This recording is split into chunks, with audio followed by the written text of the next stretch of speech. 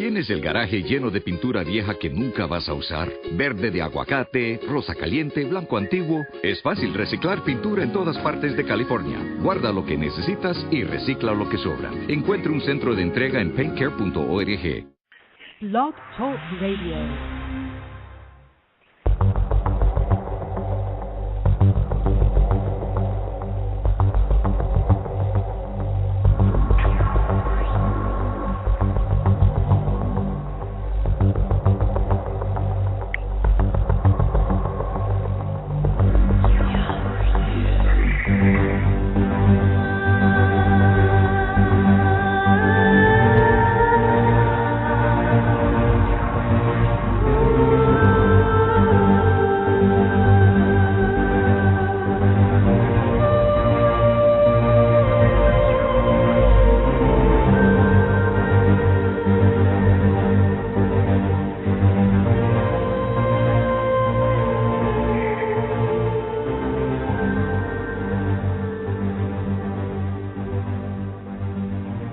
October 18th, 2012. This is the Hermetic Hour.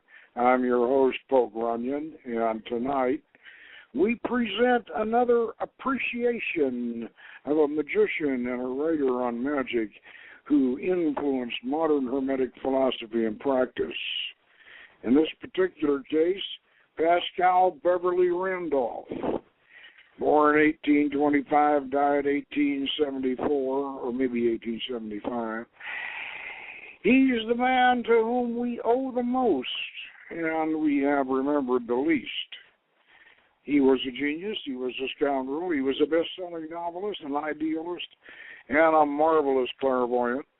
And he was a champion of women's rights, but he was also an advocate and a teacher of sex magic back in the Victorian era. He supplied most of the practical teachings for the Hermetic Brotherhood of Luxor, and also influenced Theosophy, the Golden Dawn, Franz Barden, Aleister Crowley. He introduced concentration techniques for use with magic mirrors, but he also experimented with and recommended what are now illegal drugs. He was the bastard son of a high-ranking white politician and his beautiful African-American mistress. Randolph's life would make an exciting epic film.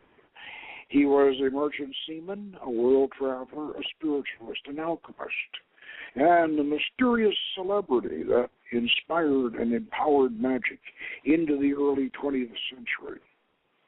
So, as we said, tune in and find out where the secrets really came from.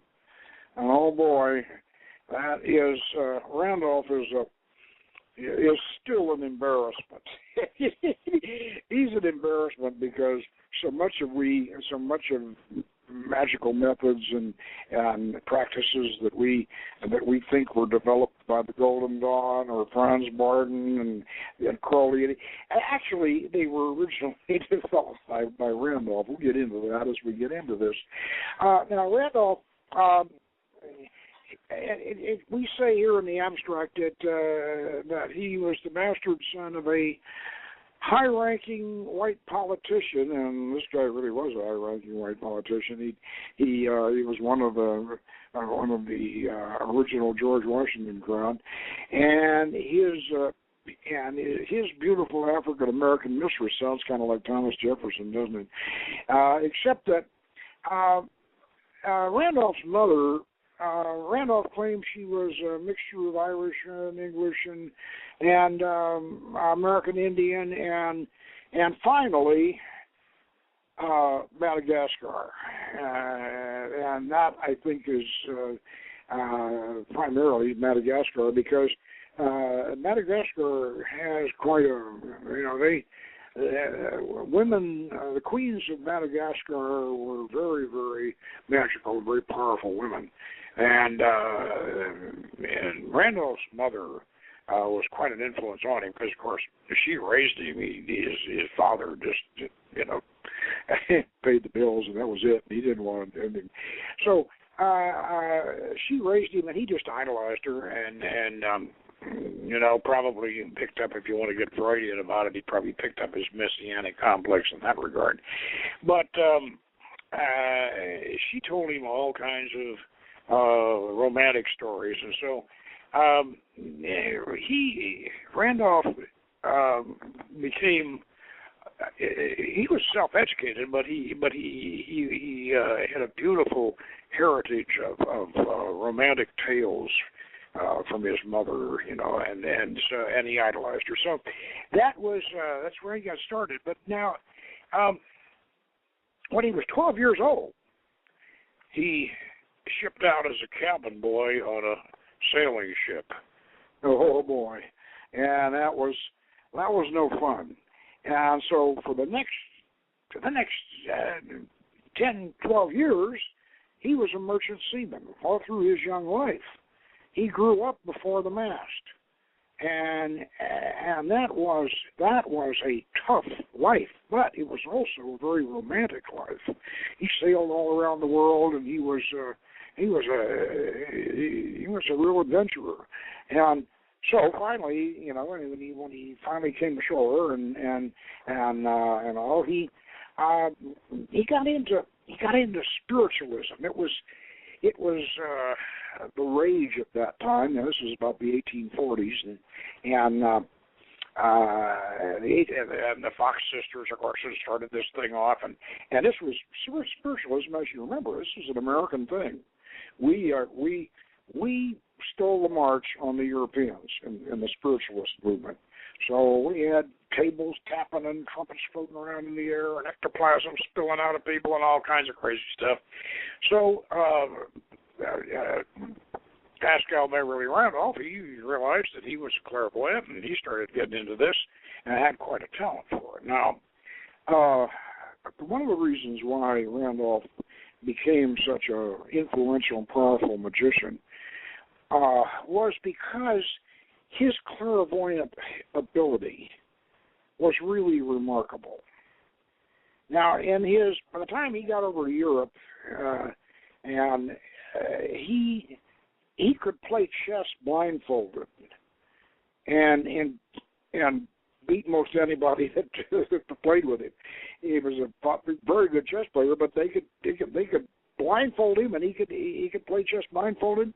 He was able to just do astounding things clairvoyantly, and so this gave him automatically. This gave him an entree, and so after a stint as a spiritualist in the United States, he decided that he would go over and find out what was going on over in Europe. So he hopped the ship and off he went and got to London and Paris. And by the time he got to Paris, now, this was where the mesmerists were still really going at it, and they had the tubs and the rods and all that. I wonder if we can do that with galvanized tubs and rebar. I don't know. What do you think, Mike? Get some tubs and put some rebar in there. Maybe we could do that. I don't know. But anyway, the mesmerists were magnetizing. The hypnosis was still primarily in the mesmeristic mode, and so he became fascinated. Randolph became fascinated with that, and he had a kind of a medical bent. He eventually became a doctor, but he was really interested in the French clairvoyants and the French spiritualists, because they were picking up on the spiritualist thing from the United States. And in France at that time, in Paris and in Marseille, I suppose, too, there was a group of decadent French intellectual dilettantes who called themselves the Hashashin, and they were all smoking hash, and they were doing various kinds of scrying and magic and one thing or another. So Pascal, not to be outdone, he choked up and found out that hashish really touched him off for scrying. So being of a kind of an alchemistic bent, and he cooked up. He cooked up some recipes with hashish and opium and belladonna and all kinds of stuff. But even so, even though they were all doing this, and this stuff was all legal at that time. And so Pascal really made himself a reputation in Europe because of his clairvoyance, and he picked up a lot of their techniques. And then he decided that he would go and he would do the grand tour. Now what the French, the Hashashin especially, these left bank French Bohemians, what they were doing at that time, they were in their Oriental kick. And so it was fashionable to go and do the Middle East. And Pascal probably rubbed elbows or knew one of my favorites of that crowd, Gerard de Nerval, who brought back the temple legend, the Turkish version of the Masonic legend, and it probably came from the same place that Randolph eventually went. Randolph went, whether he followed Nerval or whether he went afterward, I'm not quite sure. But anyway, he got over to Syria. And Syria at that time was just as diverse as it is now. Of course, now all the little sects are fighting each other. But at that time, all the little sects were fairly peaceful. So he wandering around Syria, Randolph ran into, I can't pronounce the name of these people. It's a very small little sect, but it's the Anserotic sect, and he developed what is called the Anserotic mystery of sex magic. Now, this is really, there really is such a little sect. There are lots of little sects in Syria that do weird things, like the Druze, and then there's a few Yazidis in there, and there's one thing or another. There's all kinds of weird stuff going on in Syria, including the Syrians very much wanting to get rid of that Russian naval base that nobody will tell us about.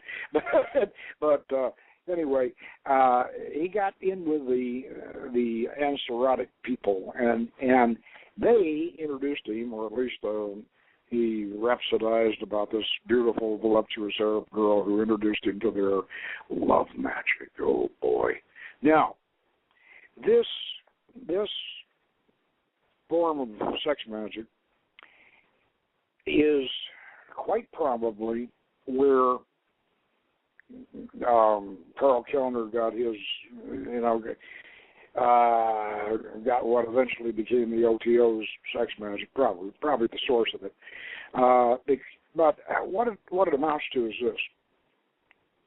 It's not like Eastern sex magic where you have the Shakti and the Shiva and you try to transmute the sexual experience after 44 minutes of wiggling and jiggling and trying very, very hard, gritting your teeth and trying very, very hard not to do something. And you transmute this into some transcendental experience, oh boy. Well, that's pretty much Eastern sex magic. Well, Western sex magic is based on this Anserotic idea of, and this is what Randolph was really, eventually became an evangelist for this kind of thing, was that the man and the woman do this together. The OTO never seemed to understand that, but the man and the woman do this together, and they both manage to come to an orgasm at the same time. And at the time that they're doing this, they're thinking about and concentrating on what they want the result of the operation to be. In other words, the creation of the magical child. And then when they have the orgasm, this empowers the magical child to accomplish what they want. Beautiful. Great. And that's essentially what our version of sex magic that we use today, at least in the OTA. Anyway, that's now we're not going around having orgies now. Don't get that idea. This is just this is theoretical. And do it on your own if you're married at home. But anyway, but this is what Randolph came up with. And he just was so impressed with this, and he loved women, of course, and he was kind of a feminist. I mean, he really was an advocate of women's rights and all that. Eventually, was a strong advocate of freeing the imprisoned Victorian women from this prudish kind of missionary position. Do your duty, and then the husband rolls over and goes to sleep in his nightshirt and his nightcap, and that's the end of it. He was trying to free women from this, and this Ansoretic method of sex magic was really, really it's a wonderful thing. And so he became, when he came back to this country, he became an exponent of this, and he wrote it up. And he had it. He was a novelist also. Very romantic, from all those stories his mother told him and all. And he was a great writer, and very, very mystical. And so he wrote a series of novels in which he promoted this idea, and he created a system called Euless, and he had a little group, private group that he called the Brotherhood of Euless. Now, Euless kind of derives from the Eleusinian mysteries, a little bit, but also Randolph. He said he was a Rosicrucian. In fact, he actually founded the oldest Rosicrucian fraternity in this country. He really did. That's Swinburne Climbers Rosicrucian. And, of course, they disavow his sex magic now, but they were founded by him, and they're still around. In fact, they're not too far away. If we got in the car, we could drive down there before the sun comes up, I think. But anyway, the one thing, though, I want to point out about Randolph, because he was such a clairvoyant, because he was in tune with infinite universes, he had the concept of the multiverse before quantum physics came along, and he had such an insight into the other world, or the other worlds, that he really wasn't that interested in Eliphas Levi's mixture of Kabbalah and tarot and all of that. Randolph didn't care about tarot. He wasn't interested in tarot, and he wasn't that interested in astrology. And that's kind of a shame, because he was Hermetic, and as we all know, Hermetic art sciences, astrology is a bedrock. So it's kind of a shame that he wasn't. But because he was getting most of his information not from studying old books, but from scrying. He was getting this on the astral, and yet what he was getting was very, very, very valuable. Now, something else I want to point out too. And I don't want to give you the wrong impression that this guy was just that he was just off in scrying all this stuff and didn't know anything about anything else. No, he was very well read, and also too, and this is important, very important. Randolph, even though he was a marvelous clairvoyant, probably just as clairvoyant as Barden ever was. I'm sure he was. But still, Randolph knew how to train people to scry. And he established a training course that includes the elements, all of the basic elements that you find in Barden. All of the business of this Western form of yoga, this Raja Yoga for Westerners, all of this Randolph did. And as far as I know, he was the first one to do it.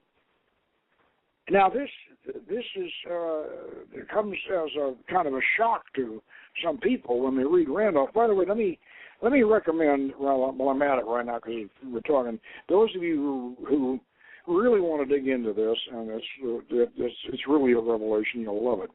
There are 3 books that I want to recommend to you. The first one, great big fella, Paschoal Beverly Randonph, a 19th century Black American spiritualist, Rosicrucian, and sex magician, by John Patrick Devaney. That's Deveney. And this is published by State of New York Press. That's a Sunny book. And this is a wonderful book. It's really, really good.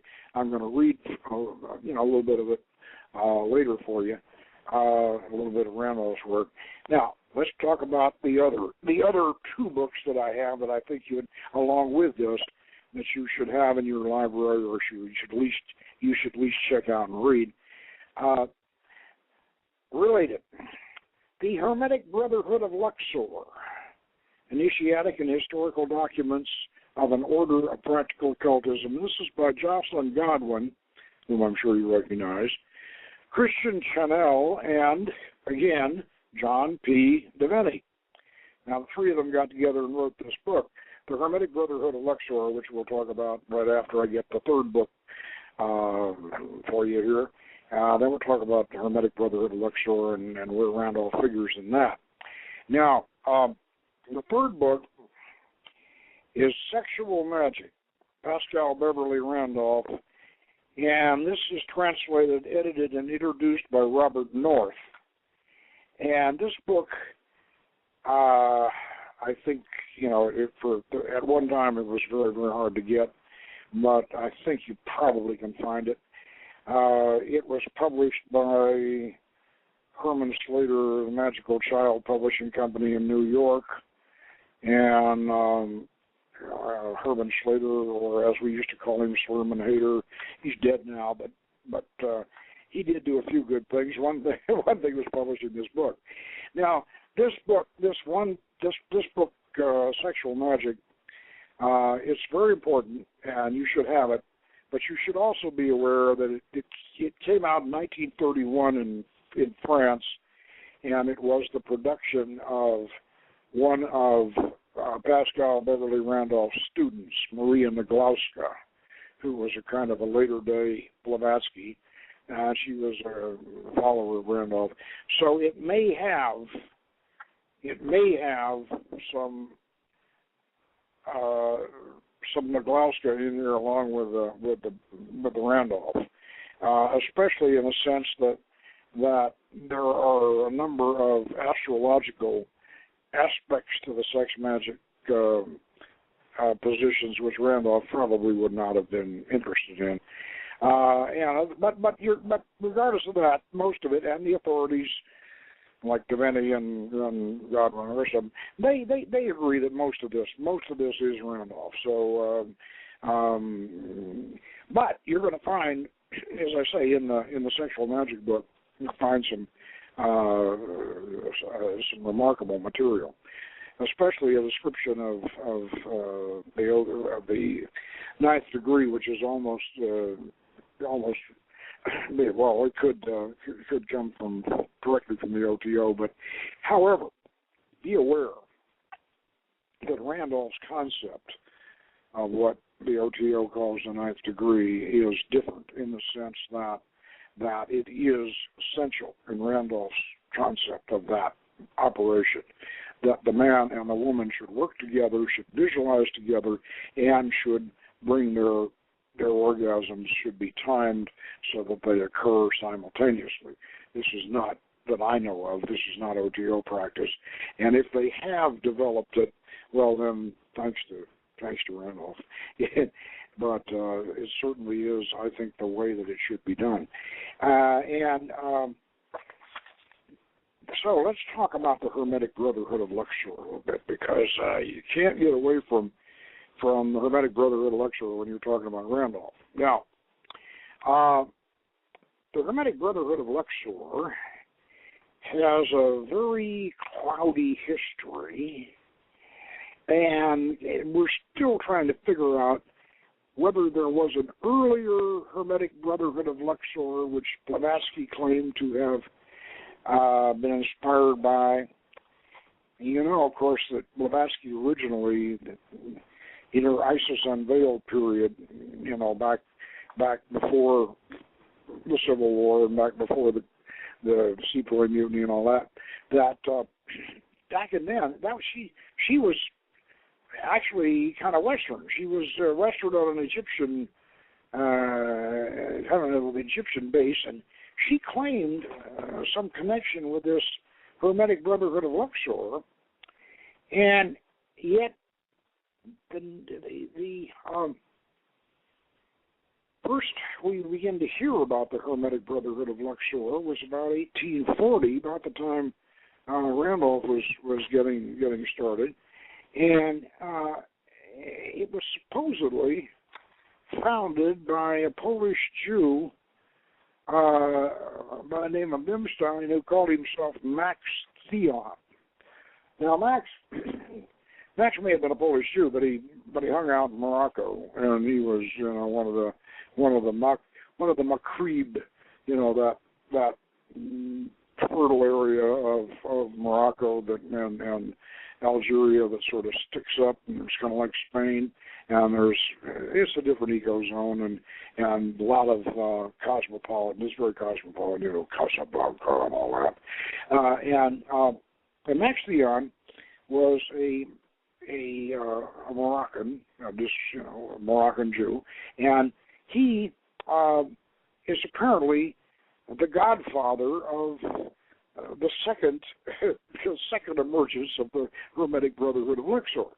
Well, be that as it may, Max is still kind of a mysterious character, and he did write some documents, and he'd sign a few things and one thing or another, but the Hermetic Brotherhood of Luxor was mainly kicked off by an American spiritualist writer, Emma Britton, and I have her Art Magic. This is a whole book on magic, which is really fascinating. But Emma Britton and this fellow Davidson and Thomas Burgoyne, and they were the ones who started the Brotherhood of Luxor, and it started off and did a lot of its doing through the mail as a correspondence course. Now, if you're kind of wondering, well, this sounds a lot like Amwork, well, I think Amwork is probably influenced by the Brotherhood of Luxor. Crowley certainly was when he tried his, Crowley's AA is halfway between the Brotherhood of Luxor and the Illuminati. That's halfway between those two systems. And but the Brotherhood of Luxor starts off as an American, good old American, mail order course. And, of course, they advertised, and they charged pretty healthy fees, and they'd initiate you and teach you through the mail. And that was their main thing. And meanwhile, Paschoal Beverly Randonph is publishing these novels that include all this sex magic information and occult. So, whether or not the Brotherhood of Luxor ever actually had any official arrangement with him or not, we don't know. But they sure as heck used his material, and his Randolph's material and his magical instructions were making up a lot of their curriculum was Randolph, and eventually. And of course, a lot of that curriculum, by the way, is published, and you can read it, because the Hermetic Brotherhood of Luxor, the book by Godwin and Channel and Devaney, has all of the surviving documents of the Hermetic Brotherhood of Luxor are in this book. And of course, all of them aren't, but all of the surviving ones are. So you can read, and maybe I'll read a little bit out of the Hermetic Brotherhood of Luxor, but I don't know whether we have time for that. But what happened with them? Well, Davidson, one of their founders, he was not only selling the Brotherhood of Luxor lessons through the mail. He was also selling some other stuff, and he went to jail for mail fraud, so that didn't sit too well with a number of people. And that kind of tended to discredit the Brotherhood of Luxor a bit. But Blavatsky was rising up at the time, getting the Theosophy movement going.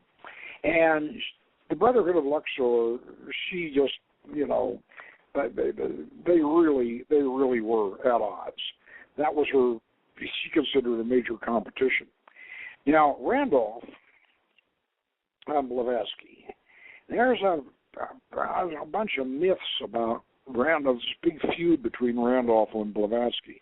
Let's mention a few things first about that, though, that there are similarities.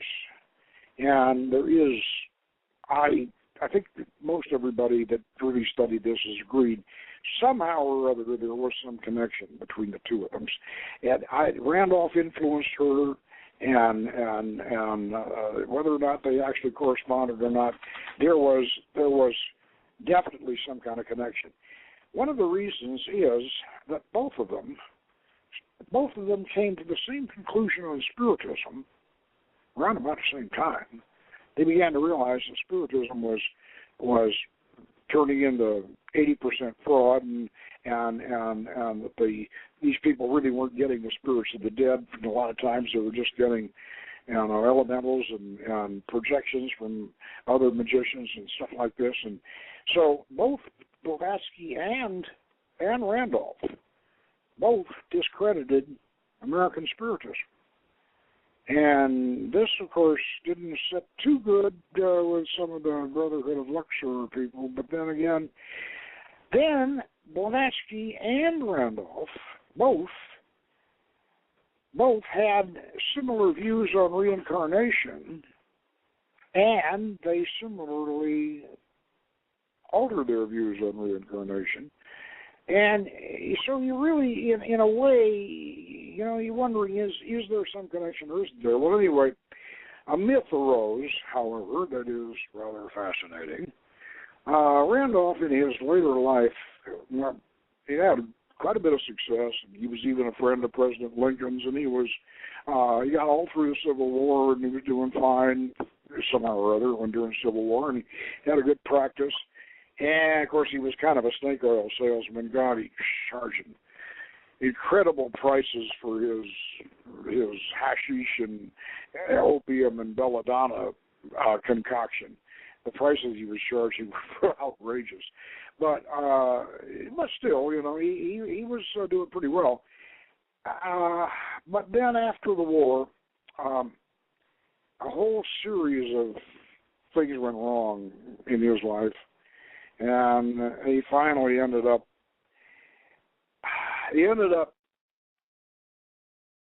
shooting himself in the head, or somebody shot him in the head. Nobody has quite figured out yet what happened. One story is that he was having an argument with his next door neighbor and out in the front yard, and he pulled out a pistol and a revolver and shot himself in the head. That's the most simple story, but that's not. There are people who believe that he was actually murdered, and then and it's never been settled. So the death certificate says accidental.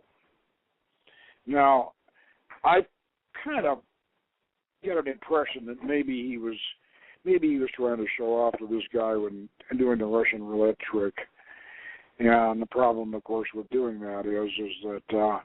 About if a little bit of lint or something gets in the revolver, and oh boy, you know.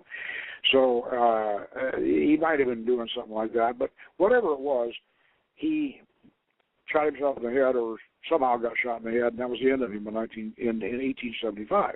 Now, the myth grew up, and I think Maria Naglowska was somewhat responsible for starting this or spreading it around, that he and Blavatsky were having this tremendous feud, and that Blavatsky was over in Adyar, India, in 1875, supposedly, and she was sitting down with Alcott and somebody else, And all of a sudden she said, "He's shooting at me.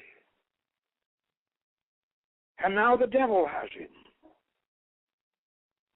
Well, and by the way, when she said, "He's shooting at me," she used the N-word.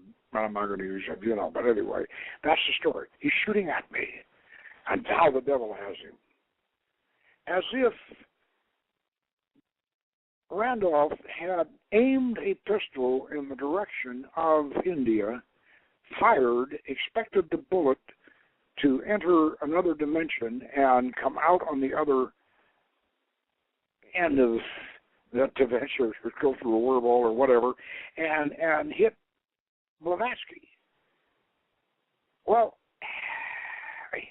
the problem with this story is that Randolph, that Madame Blavatsky was still in London when Randolph actually died.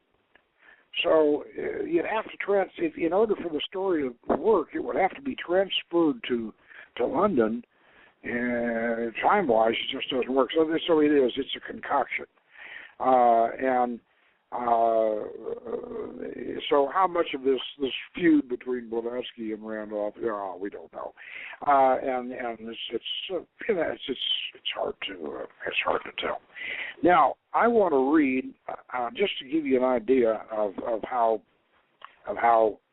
great a mystic this guy was, and how his system worked here. Let me read a little bit on this Ansaratic mystery here, so you will get the idea. This is from Paschoal Beverly Randonph book, by the way, and you get an idea of just exactly what he's talking about and how he wants to describe it.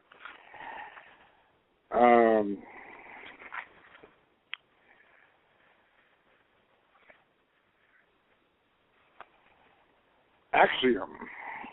God and nature marries the sexes together, while man, custom, and the state unites individuals. The former are never failures. Hence, those thus married, being laws unto themselves, need but a little light to guide them in this mysterious subject, seeing that God makes no mistakes, but that the latter sort of marriages are seldom anything else than failures, at least within the area of Occidental civilization, and hence the parties to such unions need all possible light to guide them from the lee shores and sunken rocks upon which the myriads are continually being wrecked. That's the seaman coming out at him, of course, by the... Oh, boy, that's a pun, isn't it? That's the seaman coming out.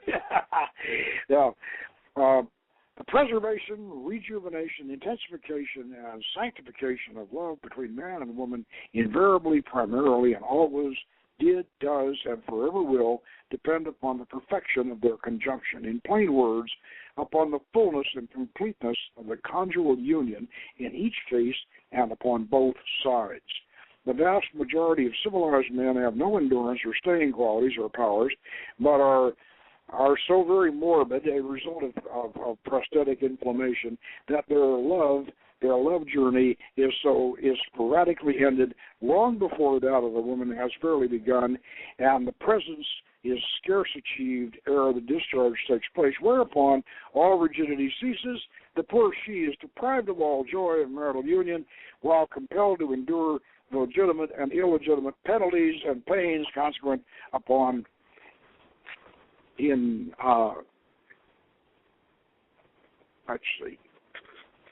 infected power can and will descend into the soul. Did I get that right? No, I didn't. But natural law.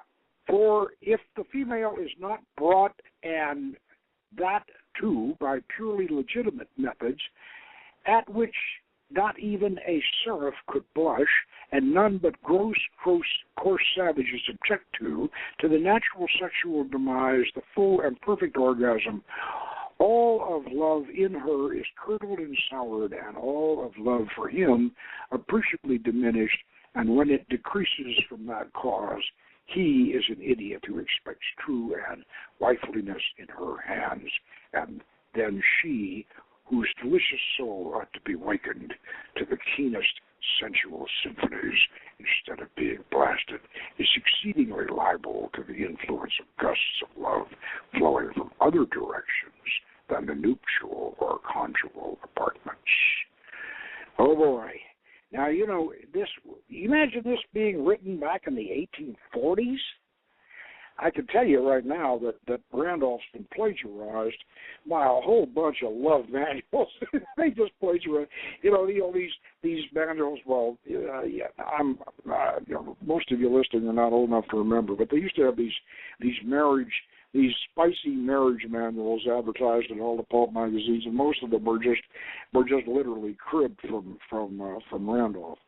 Now, this is where I want to read you on the ninth, what we call the ninth degree. Some people desire to attain mystic power through their own regal road. They long for that grand mental force which will enable them to scan the mysteries and sweep the floors of the sidereal and spiritual spaces, but are impatient of the methods. Now, let all such know, once and for all, that the doors are shut to all save the obedient, and the effort to attain mental intensity need never be attempted unless the law, its law, be scrupulously observed, because no real magnetic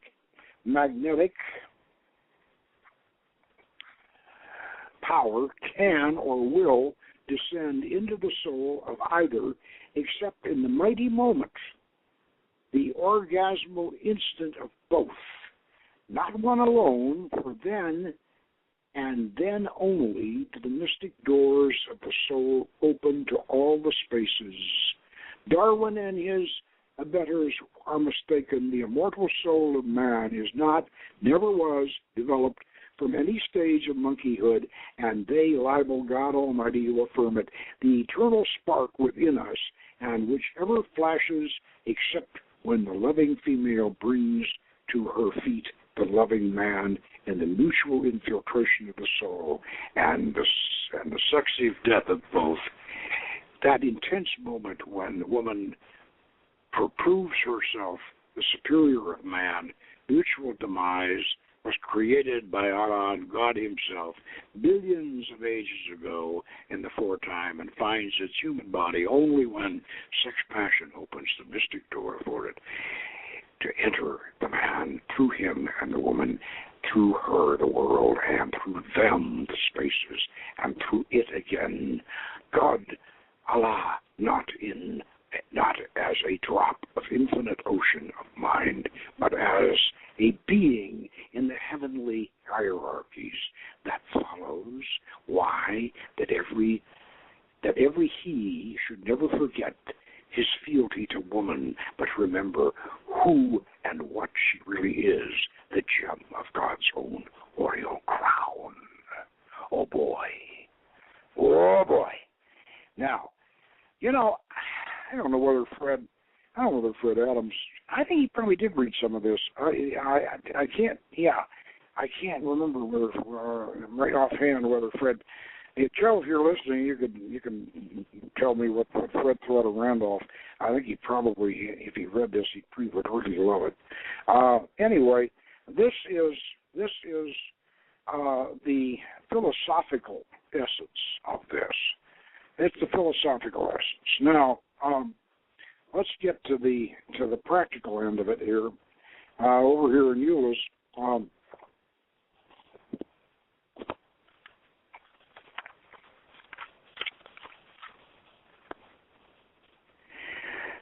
I'll get to a little bit of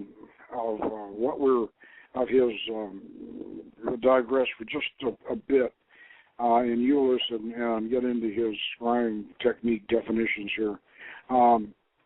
Now, the first grand principle to be studied, mastered, applied in the search for knowledge and endeavor to enlarge the scope and range of individual human power, mental, magnetic, and physical, is volantia. That's Volantia. The quiet, steady, calm, non-turbulent, non-muscular exertion of the human will. to increase which and render practically and magnetically serviceable practice is necessary. Not a fitful, now and again kind, but regular, that is, daily. Observe these rules and follow them. Place against the wall a black card, round, with a white center, or a white one with a black center, and gaze on it steadily, 1 minute, willing at the same time to increase your powers of attention, concentration, and abstraction. Then slowly turn your face to the blank wall, and the optical effect will be an apparition, and the card, colors reversed, will slowly pass across your line of vision. Usually, but one or two will thus flip by, but there should be at least from 4 to 7, and the card may be of any other colors, and the phantoms will be their exact opposite or complementary hue. Now, this ought to start tickling some of you Barden and Golden Dawn people. You say, wait, we're talking about flashing colors. Oh, wait, we're talking about concentration here. And this, by the way, is way back in the 1800s. Now, this is the same before Quincher and Barden and the Golden Dawn and everything else. All right. Now, let's see. The second principle is decretism. In other words, decreeing, ordering, commanding, and mentally enforcing the behests of will and desire. To say, feel, think, ordain a thing, to be, to do, act, go, live, move, appear, vanish, rise, fall, sink, flop, stop, fly. It must and shall be it even. Yeah. It is the positive executive force of the human soul without proper culture and activity of which no great thing either within or without the pale of white magic can be accomplished. Valentia generally, but not always, should precede it. Great care should be taken that there be no other emotion or action going on in the mind during the decretal instant. For this ordaining power, especially after the exercise of Valentia, leaps from the soul like a flash of vivid white lightning, transversing space, centering on the object, even though oceans flow between or vast spaces divide. Yet its periods of activity or duration never exceeds 3 to 7 seconds of earthly time. And now, let's see here. The third element, or energy, is posism. Placing oneself in a receptive position, state, frame of body, mind, and feeling. It is most important and most difficult of either of the 3 great principles, and its results, especially in affectional lines, correspond. Indeed, are numerous. To exert it successfully requires a fair development of attention, abstraction, and concentration. Now,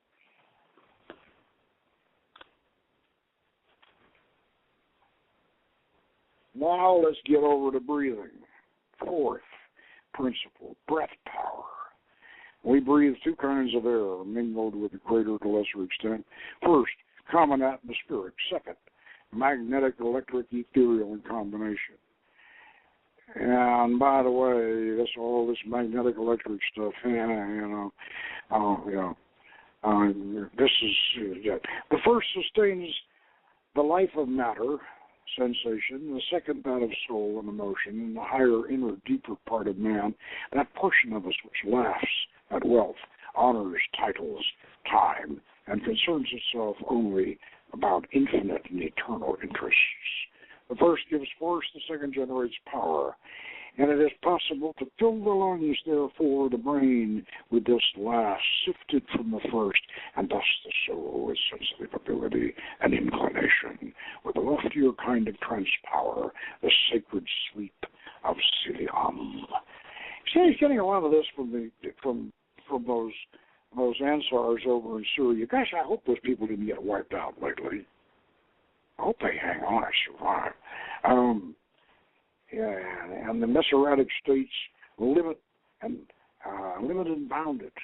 And that great flight power wherewith it can reach infinite altitudes and sweep with mystery vision, the amazing rain of stellar galaxies falling down the deep, the sleep of Sihalam, now that's it, Sihalam, wherein man may gain whatever of knowledge and power he wills, which lies within his soul's capacity of comprehension and making use of. Now, by slowly, regularly breathing, two things occur. First, you gain lung, therefore physical life power, and the origins of an instant extract of the vif of the air. And the vif is italicized. And immediately discharge their accumulated load of carbonized air, and the exhalant movement is always longest in natural breathing. That is, the foul air is longer going out, and the fresh air is coming in. But if you wish to gain the interior worlds and have more ethereal life than mere physical, the slow breathing must go on for 7 to 10 minutes at a time. And to obtain the better influence, the heavings of the chest should be regular, and the inspiration of the out-breaths be of equal duration, and in this way first fixing some object to be obtained in the mind, and the shifting process will go on in the ethereal air, retained in the lungs, brain, nerves, until a reserve force enough is gained to have new power, enabling the soul to subdue sense, afford a pure intellect, an ability to take lofty, prolonged, and heaven-sustained flights in the blue empyrean, or indeed in any direction fancy or inclination prompts or necessity suggests. Fifth, it behooves me now to call your attention to the most tremendous of all the powers of the human soul. It is the purely spiritual, non-material, or aethic power of the interior man. But this power should never be attempted to be brought into action for merely the worldly wise, financial, or temporary motive, use, or end, because its sphere of action pertains to higher and better states than this of earth, and at least in these ages, wherein men look down for God and not upward, judging by the sincere homage they pay to the golden gods. The term eighth signifies that fine essence which spirits breathe, which is the filling out in space, and all which cushions the worlds, and in which penetrates the outer air just as odors do. It is inhaled by ethereal people precisely as we of earth draw in the influence of matter in its grosser and lower forms.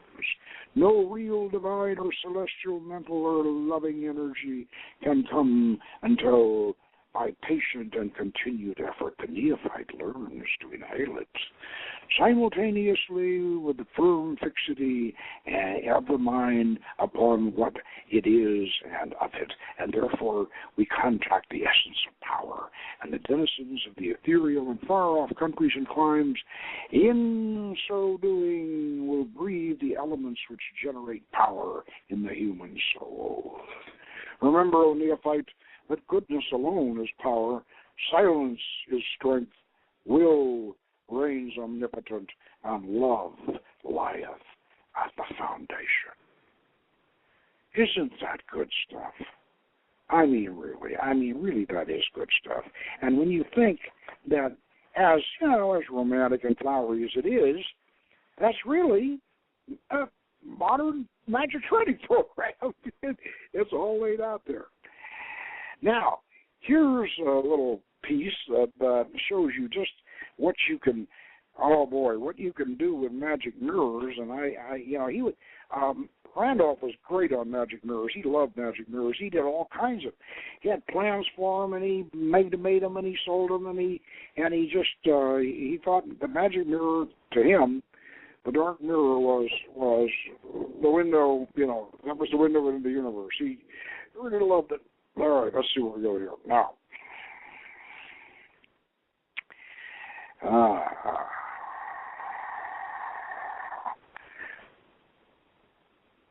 Nor do I conceive such potencies to be ascended human beings who once dwelt in flesh and blood bodies, lived and died and rose again, but I mean that there are electrical, ethereal, non-material universes beyond the matter island, floating like eggshell scallops on the breeze of the azure sea, as far grander, vaster, more magnificent, and mysterious than this of ours, with all its amazing splendors, all its myriad galaxies, all its rainstorms and starry systems, its incomputable distances and stretch of fathomless centuries, as this of ours is superior to an anthill in an African jungle. That there are hierarchies, armies of them, potencies, powers, vast intelligences, not of human or material geniuses, before whose awful grasp of mental powers, before whose amazing sweep of mind the grandest intellect earth ever did or can produce is as a pebble to a mountain range, a tiny dewdrop to the almighty rush of ocean's waters, a gentle shower to a tempest of rain, a zephyr to a raging typhoon. Oh boy, you got a lot of metaphors here, and its devastating march over lands and seas. These beings may be the arbiters of destinies of worlds, and I believe that they are the originators of many a drama fruitful of good. But how do you know that such things exist? Because first, in the sleep of Sialam, I and others have seen them, and we know they were not of this or similar earths, because they were organically different and look no more like a human apparition than a Negro does like a Kalmuk Tartar. They sense the future. They reveal things infinitely grander than do the spirits. They know the future. Man, embodied or not, is unable to sense it. They declare that soul power and sex power are coefficients and codependence.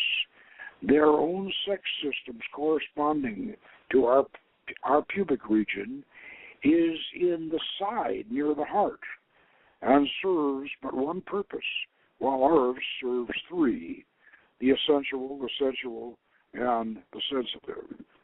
They cannot be contacted through circles, mesmerism, or by any so-called spiritual notice, but only through the sleep of Sialam, induced by mirror gazing, or through the mirror itself.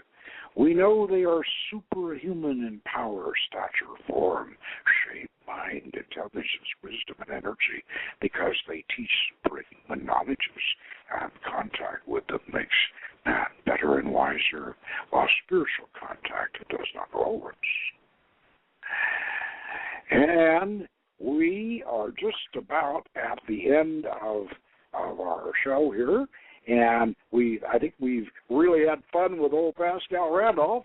And so next week we're going to have another one of our instructive recaps. And what's up for next week? What? Oh, Prince of Cod. Oh boy. So yeah, that was good. That was good for. Okay, that was good for a good introduction to Prince of Cod. Prince of Cod and the Magic Bow next week, and meanwhile, good magic. Napa, pura calidad. Dale más vida a tu carro con Napa. Aceite convencional para motor Pennzoil por solo $3.49 el cuarto. Además ahorras $10 por par, llevándote los limpiaparabrisas Bosch Evolution Beam. Lógralo con Napa, pura calidad. Oferta válida hasta el 28 de febrero. Precio general en los diferentes estados. El precio no incluye impuestos aplicables ni cargos por reciclaje. Ver tienda para detalles. Napa, pura calidad.